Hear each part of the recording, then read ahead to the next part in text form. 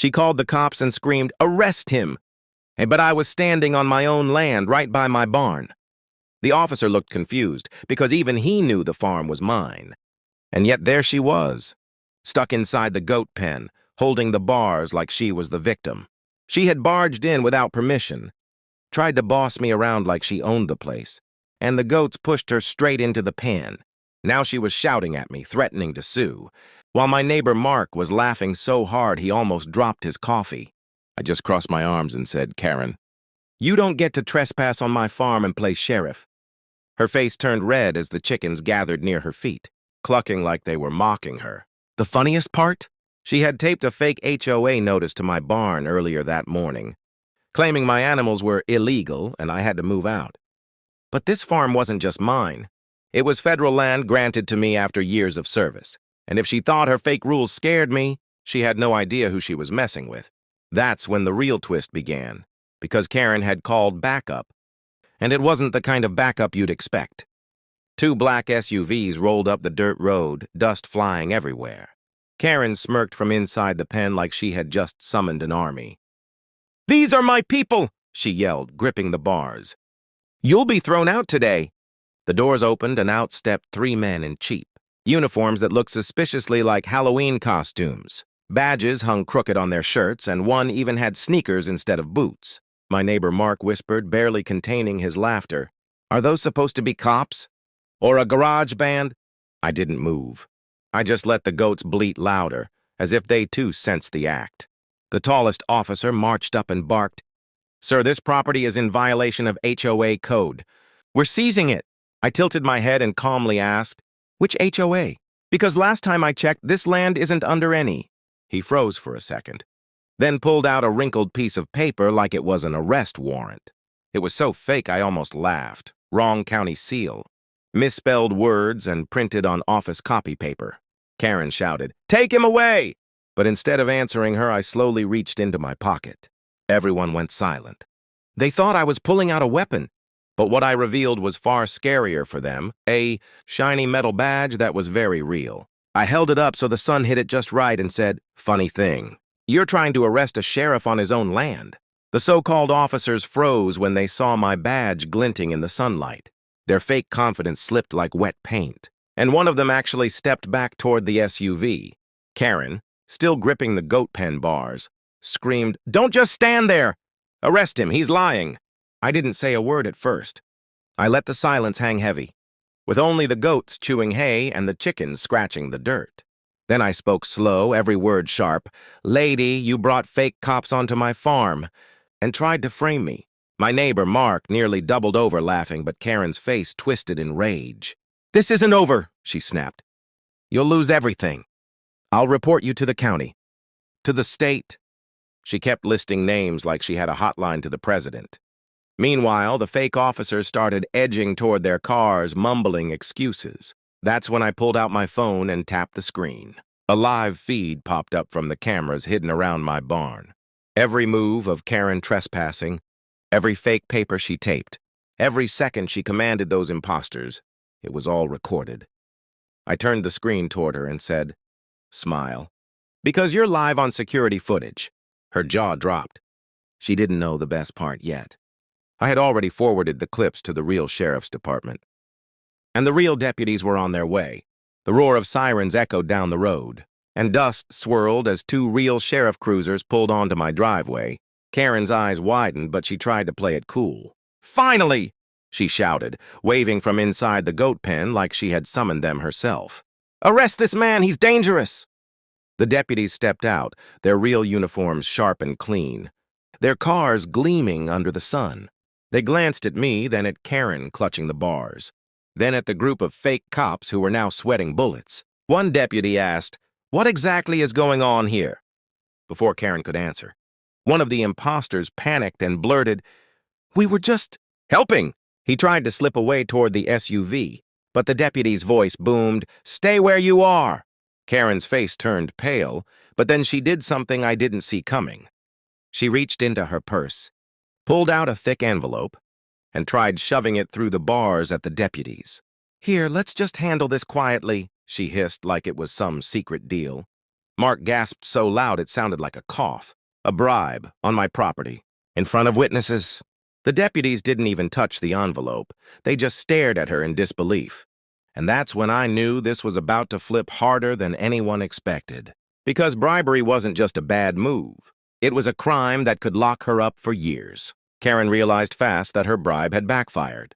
The deputies didn't take the envelope, and the fake cops were now looking for places to hide. But instead of backing down, she pulled her last trick. "You don't understand," she yelled, pointing straight at me. "He's the criminal. He stole this land years ago. I have the documents." From her purse, she yanked another folder, stuffed with papers. She waved them around so wildly that a few sheets flew into the dirt. One deputy picked one up and frowned. It looked official at first glance. County letterhead, seals, signatures. For a second, my stomach tightened. She had gone further than I thought. These weren't random notices. They were forged deeds made to look like I never owned the farm. "Sir, we'll have to verify this," the deputy said carefully, trying to stay neutral. My neighbor Mark shouted, "This is insane! He built this place with his own hands." But Karen's voice cut sharper. "Tear down his barn. Tow his truck. Remove him now." And the worst part? While they sorted through her fake paperwork, one deputy actually radioed for a tow truck. I watched as a wrecker rolled up my driveway and hooked onto my pickup, dragging it slowly toward the road. My fists clenched. It wasn't just a vehicle, it was my late father's truck. And watching it get pulled away because of her lies burned like fire in my chest. I stayed calm on the outside, but inside, the battle line had just been drawn.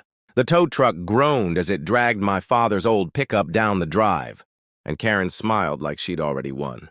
"See?" she shouted, gripping the bars tighter. "Justice is finally mine!" But her gloating didn't last long.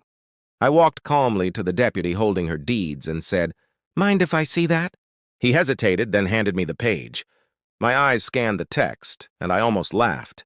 Whoever forged it made one critical mistake. They listed the farm's owner as Jonathan Miller. My full legal name is Jonathan R. Miller, retired Staff Sergeant of the United States. Army. That missing R meant everything. I reached into my house, pulled out a locked steel box, and opened it right there in front of everyone. Inside was my original deed, signed, notarized, and sealed by the county clerk over 15 years ago. But that wasn't all. I laid out a second document, my military grant, proving this land was awarded to me as part of a veteran housing program. Karen's smirk cracked like glass. "Those are fake!" she screamed, but the deputies' faces told the truth. They believed me. And then I dropped the real bombshell. "Oh, and one more thing." I tapped my phone screen. On the live feed, Karen's earlier words played loud and clear. "I don't care who owns it. I'll make him pay until he leaves." Her own voice, her own trap. The deputies looked straight at her and the air shifted. The deputies didn't move at first. They just stood there, staring at Karen as her own voice echoed from my phone. The fake cops shuffled nervously, realizing they were caught in the middle of something way bigger than they signed up for. Mark finally broke the silence, shouting, "Play it louder!" So I turned the volume up, and every word Karen had spat earlier blasted across the farm. "I'll make him lose everything. Fake notices, fake cops, whatever it takes." The deputy's jaws tightened.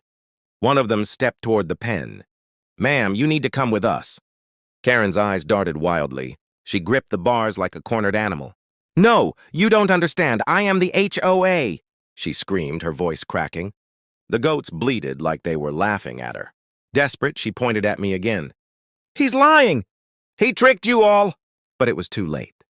The deputies opened the gate and pulled her out, while the fake officers were lined up against the SUV, hands on the hood. Mark clapped so hard it echoed off the barn. Karen thrashed, yelling, "This isn't over! You'll regret this!" But with every word, she looked smaller, weaker, exposed. I didn't even need to gloat. Her downfall was loud enough on its own. Still, as they led her toward the cruiser, she twisted back and hissed, "You don't know who you're messing with. I have friends, powerful friends." And for a brief second, I wondered if that threat was just empty air, or if the storm wasn't finished yet. The deputies pushed Karen into the back of the cruiser, her voice muffled now behind the glass. The fake cops were cuffed, their phony badges bagged as evidence. My truck was unhooked and rolled gently back into my driveway. I walked over and placed my hand on its hood, steadying myself. It felt like more than metal. It was family history, and it was safe again. Mark slapped my shoulder, grinning ear to ear. "Told you she'd hang herself with her own lies," he said. But I didn't smile back yet. Karen's last words still lingered, her so-called powerful friends. Maybe she was bluffing, but even if she wasn't, I wasn't scared. One of the deputies turned to me and said, "Sergeant Miller, we'll file charges for trespassing, forgery, impersonating an officer, and attempted bribery. She's not walking away from this." I nodded slowly. I didn't fight for this country to be told I can't park in my own driveway. For the first time that day, I felt my chest loosen. The land, the barn, the animals, they were safe because justice had stood firm. As the cruisers drove away, the farm went quiet again. Chickens pecked, goats chewed, and the bright skies stretched wide over my fields. I looked at my land and thought about freedom.